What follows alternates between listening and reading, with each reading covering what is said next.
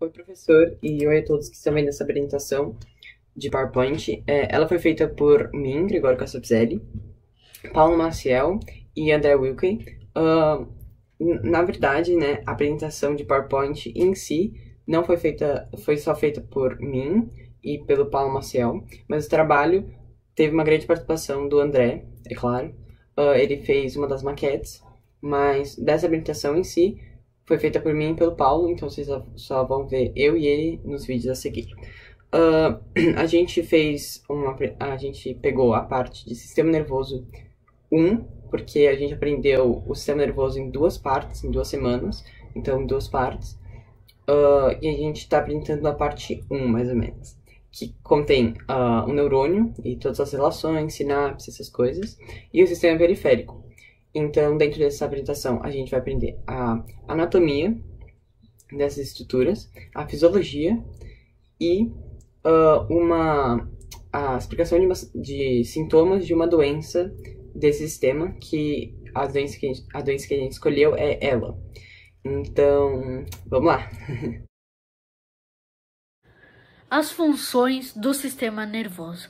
O sistema nervoso é responsável pela organização das integrações do corpo. Ou seja, no corpo, o sistema e órgãos estão interligados e em constantes ligações. É importante que haja uma organização para seu funcionamento ocorrer da melhor maneira. O sistema nervoso possui 3 ações básicas. Elas são o recebimento de um estímulo, interpretação ou tradução do mesmo e a emissão de uma resposta adequada ao estímulo. Também o sistema nervoso é responsável pelas ações voluntárias, como movimentar um braço e pernas, falar, né? E as involuntárias, que mantêm nosso corpo vivo, como o batimento cardíaco e respiração, que elas são automaticamente usadas sem a gente perceber. Ações em relação ao sistema sensorial. Essas ações são coordenar os movimentos do corpo e do equilíbrio, como o tato, que ao tocar em alguma coisa, o sistema nervoso vai te dizer o que é. Então, quando tocar na parede sem ver o que é, ao sentir, o sistema nervoso vai te dizer. Ações em relação aos músculos. O sistema nervoso controla as contrações e relaxamento dos músculos, como por exemplo, levantar a perna ou levantar a mão, onde o sistema nervoso manda uma mensagem para o músculo da nossa perna ou fazendo contrair, levantando nossa perna. Ações em relação aos sistemas essenciais. Essas ações são muito importantes para nos manter vivos e sem elas não dá. Como o batimento cardíaco, que com a respiração nosso coração vai bater, isso nos mantém vivo.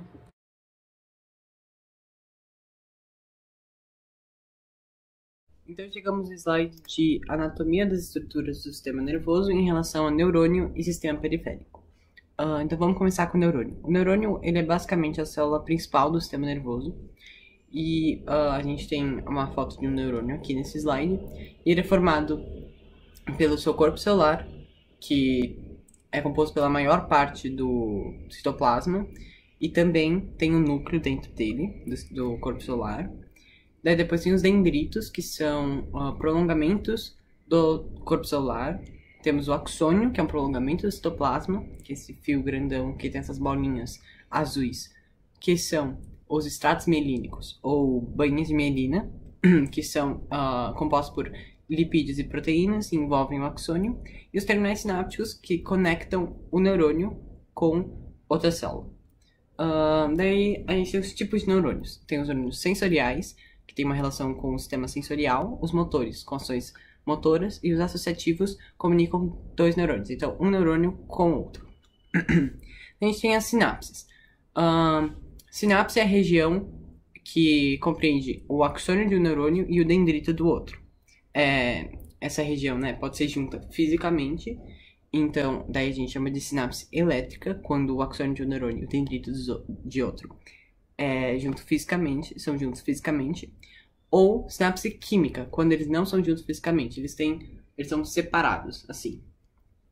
E a gente tem os gliócitos. A gente só aprendeu um, que foi a bainha de mielina, que é, ou extrato mielínico, que, como já dito, são formados por lipídios e proteínas e envolvem os axônios. E tem outros demais que serão mais explicados no próximo slide. E daí tem os nervos. Os nervos são feixes de axônios e dendritos que formam o sistema periférico.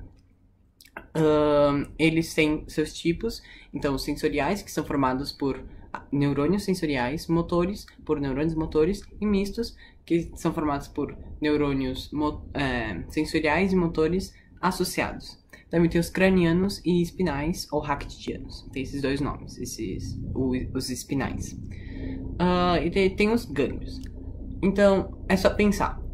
Bom, se os nervos são feitos de axônios e dendritos, onde ficam os corpos celulares desses neurônios? Nos gânglios. Então, a gente tem uma foto de um nervo. Lá atrás tem um aglomerado de corpos celulares, que é um gânglio. Então, temos os nervos, que são feitos de axônios e dendritos, e os gânglios, que são conjuntos de corpos celulares. E a gente chega no sistema nervoso periférico, que pode ser dividido em somático e autônomo. O somático é formado pelo sistema nervoso, pelo encéfalo e pelos nervos, e ele efetua as ações voluntárias do corpo.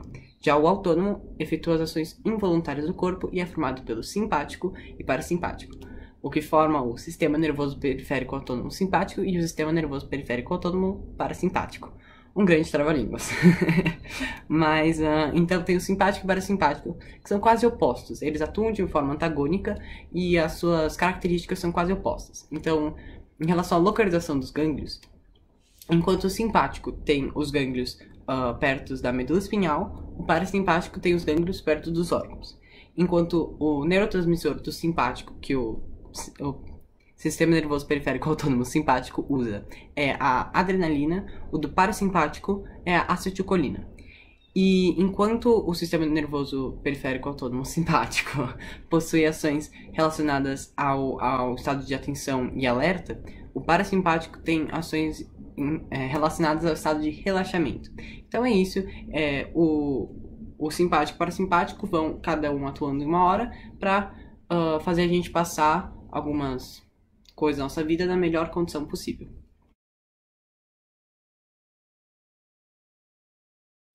Fisiologia das estruturas do sistema nervoso em relação ao neurônio e sistema periférico. Então, vamos lá. Então, vamos começar com o neurônio, né? A função principal do neurônio é transmitir impulsos nervosos. Então, receber o impulso nervoso e transmitir ele. E como ele faz isso? Ele faz isso pelo caminho do impulso. Então, o caminho do impulso começa pelos dendritos dele, que tem essa função de receber esses impulsos, passa para o corpo celular, que tem a função de efetuar a manutenção da célula, mas no caminho do impulso não tem muita importância essa função. Mas esse impulso, então, do corpo celular vai para o axônio, que tem as bainhas de mielina, que vão fazer que o impulso seja muito rápido. Então, passa bem rápido pelo axônio e chega nos terminais sinápticos, onde esse impulso nervoso vai para outro neurônio, ou para um músculo, ou para um órgão, para alguma parte do corpo, ou para um próximo neurônio. Daí tem as funções dos tipos de neurônio.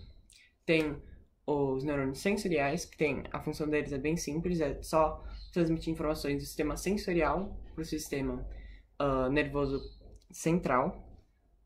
Os motores, que tem a função de transmitir respostas do sistema nervoso central para órgãos ou músculos do corpo, e os associativos, que têm a função de transmitir o impulso de um neurônio para outro neurônio. Então é o neurônio mediador. Tem os gliócitos. Gliócitos, eles são, a gente aprendeu e os outros mais generalizados. Então, o que a gente aprendeu foi a bainha de mielina, ou extrato mielínico, que tem a função de aumentar a velocidade do impulso, que eu falei, né? Eles ficam no axônio, então eles aumentam a velocidade dessa transmissão do impulso. E os demais tipos, eles têm funções relacionadas à limpeza da célula, da nutrição, então, de nutrientes, gases, vasos sanguíneos e tudo. Daí tem a sinapse elétrica e a sinapse química. A sinapse elétrica é bem simples de entender. É como se os dois neurônios, então a sinapse, que é a região entre os dois neurônios, que conecta o axônio de um neurônio e o dendrito de outro, é como se fosse um neurônio só. Então eles estão juntos fisicamente. Então o impulso nervoso só passa entre eles, como está fisicamente, o impulso nervoso só passa. Agora, a sinapse química é diferente. A sinapse química é como se tivesse um rio entre eles. E para o impulso nervoso passar, ele precisa pegar um barquinho e passar para outro lado. Ele não pode só pular no rio, senão ele vai ser levado pela correnteza. Então ele precisa pegar um barquinho e estacionar nos portos, assim, nos lugarzinhos certinhos que ele precisa estacionar. Então, trazendo essa analogia para a vida real, os barquinhos que o impulso nervoso usa são os neurotransmissores, então que eles pulam para o dendrito do outro neurônio, e o lugar que eles estacionam são os neuroreceptores. Então, os neurotransmissores vão para os neuroreceptores e liberam o impulso nervoso para o próximo neurônio. Temos os nervos, que a gente tem esse tipo de nervos, mas a função, assim, geral de todos os nervos é transmitir informações do sistema nervoso central para o corpo ou do corpo para o sistema nervoso central. Os nervos sensoriais, a função deles, como os neurônios sensoriais, é transmitir informações do sistema sensorial para o sistema nervoso central. Dos motores, como os neurônios motores, é transmitir informações transmitir respostas do sistema central, sistema nervoso central, para músculos e órgãos. Os cranianos é comunicar o encéfalo, então eles são diretamente comunicados com o encéfalo, então eles vão transmitir informações do corpo diretamente para o encéfalo. E os espinais é a mesma coisa, só que com a medula espinhal. Então eles estão diretamente conectados com a medula espinhal e eles transmitem informações do corpo diretamente para a medula espinhal. Eles também podem ser chamados de raquitidianos. Daí a gente tem o sistema nervoso periférico somático. Tem o somático e o autônomo. Então o sistema nervoso periférico ele é dividido em dois. O somático ele tem a função de envio de informações do sistema nervoso central para órgãos do corpo, então a musculatura estriada e esquelética. Então órgãos internos e músculos. E ele também tem a função de controlar o movimento de contração e relaxamento dessas musculaturas. E são ações conscientes que a gente chama. Então ele controla o movimento de relaxamento e contração, por exemplo, do meu braço. Então eu quero levantar meu braço, eu estou contraindo um músculo e relaxando o outro, mas a gente pensa na contração desse músculo. Estou contraindo o músculo. É uma ação consciente isso, né? Eu estou pensando em levantar meu braço. Eu não só levantei meu braço e olha, levantou. Não, é uma ação consciente. Eu estou pensando. Então é uma ação voluntária. Então o sistema nervoso periférico somático efetua essas ações voluntárias. Já o sistema periférico autônomo efetua as ações involuntárias, que são ações que mantêm a gente vivo, então nos mantém vivos, então batimento cardíaco, respiração, são ações involuntárias, mas que mantêm a gente vivo. E então ele controla as condições internas, então batimento cardíaco, como eu acabei de falar, temperatura, são coisas que a gente não pensa para controlar, mas elas são controladas involuntariamente. E daí, dentro do sistema autônomo, tem duas outras subdivisões, que é o sistema nervoso periférico autônomo simpático e o sistema nervoso periférico autônomo parasimpático. Eles normalmente têm funções antagônicas, mas algumas vezes não são antagônicas. Então eles basicamente regulam o corpo para passar do melhor jeito possível algumas condições. Então, para explicar isso certinho, eu vou dar um exemplo, que é a dilatação da pupila. Dilatação e contração da pupila.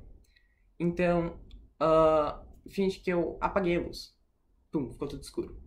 Meu sistema nervoso periférico simpático, ele dilata minha pupila, porque ele vê que tá escuro, então ele fala, o melhor jeito de a gente sobreviver agora, né, é eu dilatando a pupila para entrar o máximo de luz possível. Então a minha pupila fica dilatada. Eu vou lá e acendo a luz. Tum. E agora o melhor jeito de a gente passar essa condição é com a contração da pupila. Só que não vai ser o simpático que vai fazer essa contração da pupila, vai ser o parasimpático. Então ele vai contrair minha pupila, porque já não é necessária tanta luz no meu olho, pode machucar ele, pode causar danos. Então é isso, são normalmente ações antagônicas, nem em todos os casos, mas normalmente sim, que regulam o nosso corpo para as melhores condições. Então estamos no slide sobre uma doença que afeta o sistema nervoso. A gente escolheu ela, que é a esclerose lateral amiotrófica, e ela é uma doença que afeta o sistema nervoso periférico. As causas dela são, na maioria dos casos, desconhecidas, e ela vai causando a deteriorização dos neurônios motores dos músculos. Então, eles vão deteriorizando até que, em alguns casos, podem levar à morte desses neurônios. Ela é caracterizada pela rigidez muscular, espasmos musculares e o aumento da fraqueza. O aumento da fraqueza ocorre porque há uma grande redução da funcionalidade de um músculo. Então, como a pessoa vai parando de usar aquele músculo, ele vai diminuindo de tamanho e a fraqueza vai aumentando, né? Essa diminuição de tamanho, ela pode afetar a fala, a deglutição e basicamente qualquer atividade muscular voluntária. E também atividades musculares involuntárias, como a respiração, que na maioria dos casos é o fator que leva à morte. Infelizmente, ela não possui cura e existem alguns medicamentos e algumas terapias que podem retardá-la e diminuir o desconforto, mas não existe cura. A gente colocou esse vídeo aqui, que ele explica, ele é bem legal, ele tem 1 minuto e pouco, e ele faz uma animação sobre ela, como ela vai deteriorizando os neurônios, e ele é bem divertido, ele é bem legalzinho, e muito bom para entender. Então, podem ver o vídeo. Olá, professor. Esse é o nosso trabalho trimestral que fez eu, o Greg e o André, mas essa maquete aqui só fez eu e o Greg, que ele fez a outra. O que a gente fez é um neurônio, você vai conseguir ver ele melhor nas fotos. E os materiais que a gente usou foi massinha marrom, massinha azul, tinta marrom, papelão, palito de churrasco, arame e fita adesiva. Então, como o Paulo disse, só nós dois fizemos essa maquete, o André fez a outra. E eu já tinha planejado, não sei se você lembra na minha pesquisa, eu tinha planejado essa maquete, mas a gente mudou um pouquinho, principalmente o corpo celular, que eu acho que isso é até bom, né? Porque a gente discutiu, trocou ideias e falou, eu acho que isso é melhor. Foi até ele que deu essa sugestão, então acho que foi até bom a gente ter mudado um pouquinho, ficou muito melhor. Mas eu vou explicar então como que é o caminho do impulso, que é basicamente a função do neurônio, né? Transmitir um impulso nervoso, com essa maquete. Então vamos lá. Começa aqui o impulso nervoso nos dendritos, que são esses cabinhos aqui, isso. Então eles têm a função de receber esse impulso, ou de outro neurônio, ou... Bom, receber esse impulso, levam ele para o corpo celular, que tem a função de efetuar a manutenção da célula, mas no caminho do impulso, a função principal é só transmitir esse impulso para o axônio. No axônio, como ele tem as plaquinhas de mielina, o impulso nervoso, a transmissão dele é muito rápida do impulso nervoso. Então vai super rápido até os terminais sinápticos, que tem a função de passar esse impulso nervoso ou por meio de uma sinapse, para um próximo neurônio, ou para algum músculo, para algum órgão do corpo. E é isso, começa nos dendritos e acaba no terminal sináptico. Não os terminais sinápticos, na verdade, tem mais de um. Então... Professor, esse é o nosso trabalho, eu espero que você goste e muito obrigado. Muito obrigado. Tchau.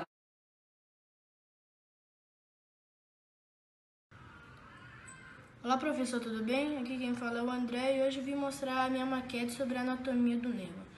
Agora eu vou apresentar a função do nervo no sistema. A função do nervo é garantir a comunicação entre o sistema nervoso central e os órgãos efetores e da sensibilidade também. Professor, isso aqui é uma representação de um nervo. Isso é um nervo espinhal que é formado por vários feixes de fibras. Isso aqui, professor, são os feixes. Dentro de cada feixe desse aqui, você tem fibras nervosas que contêm os axônios. Uns que são cobertos por mielina e outros que não são cobertos por mielina. Então chegamos ao final do nosso PowerPoint. A gente espera que vocês tenham gostado e que todos os fatos sejam muito corretos e coerentes. Essas são as fontes que a gente usou para fazer esse trabalho. A gente basicamente usou a minha pesquisa como fonte principal. Essa pesquisa foi um trabalho individual, que foi prévio a esse, que a gente teve que fazer, então a gente optou por usar a minha pesquisa como fonte.